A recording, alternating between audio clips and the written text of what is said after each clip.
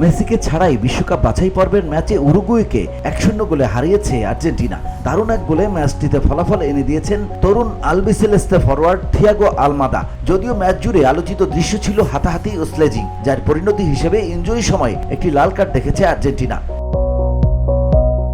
শনিবার মন্টেভিডিও সেন্টেনারিও স্টেডিয়ামে ইনজুরির কারণে মেসি, দিবালা ও লাউতারো মার্টিনেজকে ছাড়া মাঠে নামে আর্জেন্টিনা। উরুগুয়েকে হারিয়ে 2026 বিশ্বকাপ কাপের চূড়ান্ত পর্বের দিকে এগিয়ে গেল শিরোপাধারী আর্জেন্টিনা। আগামী বুধবার ঘরের মাঠে ব্রাজিলের বিপক্ষে 1 পয়েন্ট পেলেই নিশ্চিত হয়ে যাবে পরের আসরে তাদের খেলা।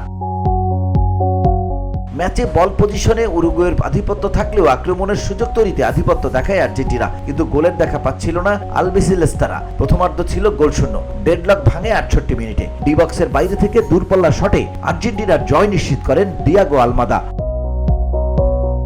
55% সময় বল দখলে রেখে গোলের জন্য 6টি শট নেয় উরুগুয়ে, এর 2টি ছিল লক্ষ্যে। অন্যদিকে আর্জেন্টিনার 12 শটের 4টি ছিল লক্ষ্যে। বাছাই পর্বে এখন পর্যন্ত টেবিলে শীর্ষস্থান ধরে রেখেছে আলবিসেলেস্তেরা।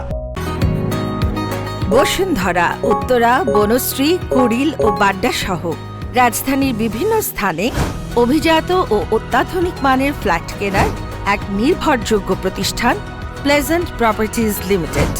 তাই আপনার স্বপ্নের আবাসনের জন্য আজই যোগাযোগ করুন। Pleasant properties limited, where destiny matches eventually.